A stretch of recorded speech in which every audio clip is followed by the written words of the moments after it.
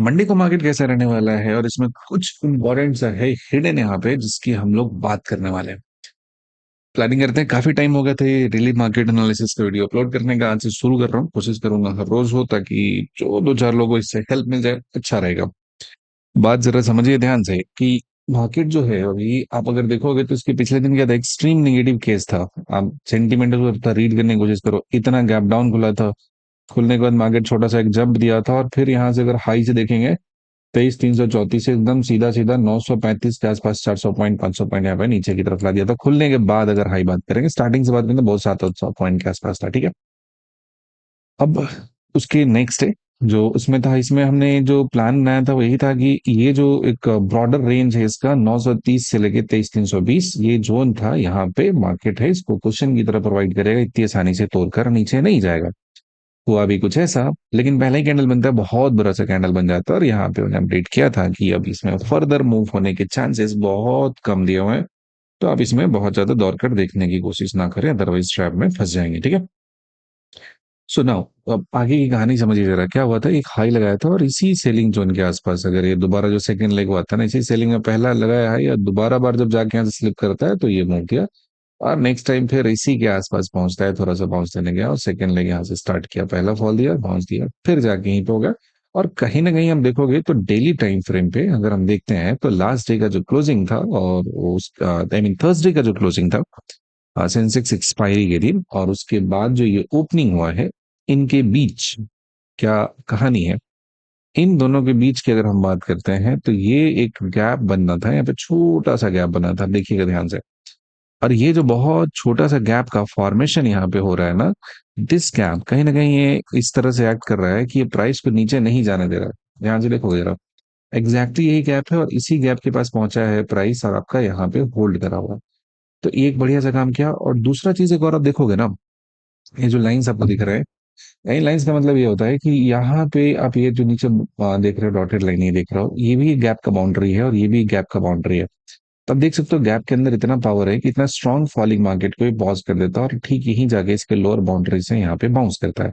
और उसकी previous day भी बाउंस किया था ठीक ठाक, यहाँ से चलना स्टार्ट करेंगे लो लेवल से 923 से और ये गया था इतना 100 पॉइंट के आसपास में, प्लस 100 पॉइंट प्लस का बाउंस अगर देखोगे लो से तो आपका 150 पॉइंट का बाउंस यहाँ पे दिया था इस जगह पे। It's not small candle, small range है, बढ़िया सा एक मूव की कैटेगरी में माना जाएगा 150 पॉइंट। और खुलने के साथ भी अब यहाँ पे देखोगे तो 101 से सीधा सीधा ले गया था 319, आपका ले गया था 200 पॉइंट यहाँ पे होगा। तो यहाँ से पूरा नीचे से ऊपर तक 300 पॉइंट मतलब जितना फॉल किया था उतना कवर कर दिया।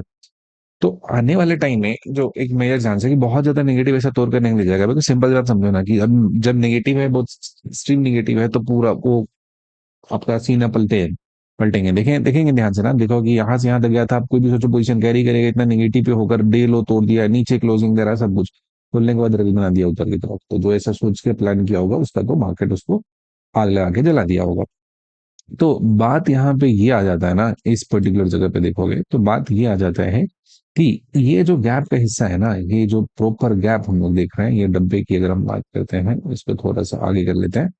हाँ, तो ये जो ऊपर में हमारा दिया हुआ है ना 23,200 मान लो लगभग लगभग, और 23,930, इस जोन के अंदर है मार्केट का भी काफी टाइम बिताने का। यहाँ पे एक्सपेक्टेशन दो तीन चीजें हो सकती है। यहाँ पे पहला सिनेरियो तो ये होता है कि मार्केट आए कहीं ना कहीं यहाँ से ऊपर की तरफ जाए और फिर इस जगह पे आके बाउंस ले लेगा, स्लिप करना शुरू करता है। तो दूसरा है कि इसी में 2 दिन 3 दिन, सिर्फ एक दिन हुआ था इसी जोन के ऊपर में गया या हाई के पास से रह गया, तो अगले 2 दिन तक और इसी के बीच में टाइम पास करे, यहाँ पे ये आ जाए ऊपर जाए नीचे आए, एक होगा, एक सिनेरियो ये होता है। दूसरा होता है कि ये हायर लेवल की अगर हम बात करते हैं 300 के आसपास से, तो यहाँ से जो भी मूव देगा आपका वो एक उसका पहला टारगेट यही बीच तक जाएगा।